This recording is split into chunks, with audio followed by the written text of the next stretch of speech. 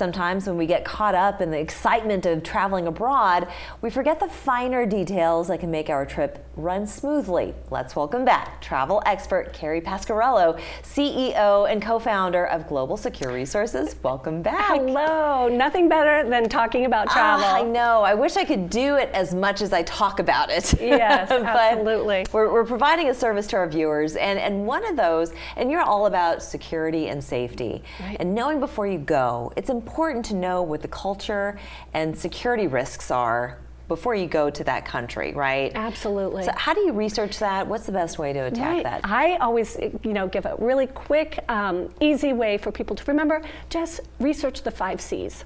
As we're doing this is our country. We're looking at the geopolitical issues in the country. We're looking at the city. We want to know what's happening in that city. We're looking at crime, we're looking at culture, and we're looking at climate. Climate, we're going to take a peek at, first of all, what we're walking into.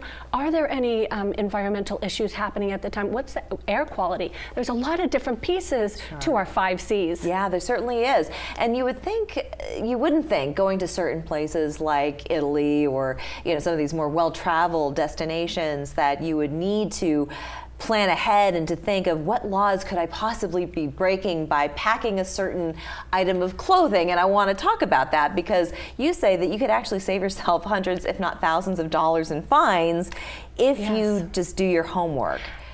So let's talk about Italy for once. We were just talking about this before we got started. The Cinque Terre in Italy, one of the most beautiful places in that country. What's the law that could get you into hot water? You could lose 50 euros to over 2,000 euros by wearing flip-flops. That's crazy. Why? Yeah, so most people when they go to Cinque Terre, they're thinking beaches, they're going to go relax, they pop on their flip-flops, they get off the cruise or they're, entering the city. But what they want once they get there is to go hike. And so they use those flip-flops and go off on these trails. And unfortunately, they're falling off the trails. Oh, no. They're having to rescue people. And the government said, enough is enough. This is too expensive rescuing tourists that are falling off the cliffs because of their shoes, choice of shoes. And so now you will get a fine if they see you with flip-flops on their hiking trails. Yeah, I wasn't sure if it was fashion faux pas or if it was for an actual reason. And I think safety is a good one. Yes. And I just want to quickly mention these. So avoid certain language and behaviors in Thailand, which I thought was very interesting. Sure. Don't eat on the street in Florence, Italy. They're very strict in Italy. I didn't realize that. Right. And then in terms of just safety and security, so of course you want to go onto the government website to see, is there a no travel doctrine that's in place to make sure that you're not caught in crossfire or something like that. But what else should you be looking for? Well, we always like people to look at the travel advisory and also the risk indicators. So we suggest people go to travel, our state agency, the State Department, and look at these the travel advisory levels, but also take a look at some of our other government agencies. For instance, the Australian government, the UK governments, what their assessment of these travel locations are, because each country has their own. And you're better proactive, prepared, and protected when you're looking at all of these. This is one of the reasons why I wrote Study Abroad Safety. Yes. We need our students to be up to date on, etiquette, on, their crime prevention. Yeah. And the laws, and no matter where they go. Definitely. Right. I want to talk about MedJet if we could, because this is a really interesting company. It's not as expensive as you would think, but if you have a medical emergency while away, this is here to help you. Tell us more about this. Right, so this is part of my Proactive, Prepared, and Protected, the 3P program, and this is MedJet.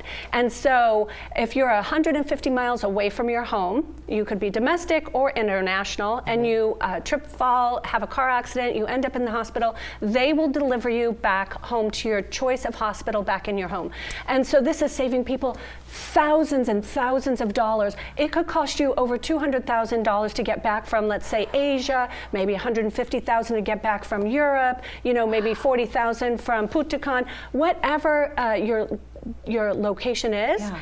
We want to make sure we have a MedJet. I love it. I give it to my family members, everybody, because it's a peace of mind. It certainly is. And I suggest for folks to pick up this book, Study Abroad Safely, because it is just so important.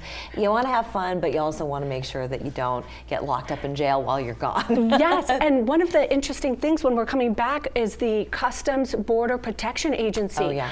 go ahead, go online, check out their website, cbp.gov, and find out what you can bring back into the country. Please, we'll put that up on our website. Please absolutely. review and always disclose what you're bringing back into the country so you don't forfeit it. They might take it away. Absolutely. You might bring back do that. cheese from Italy Yes. and have it taken if you don't declare it. So declare everything. Thank you so much. You got it. We're back after this.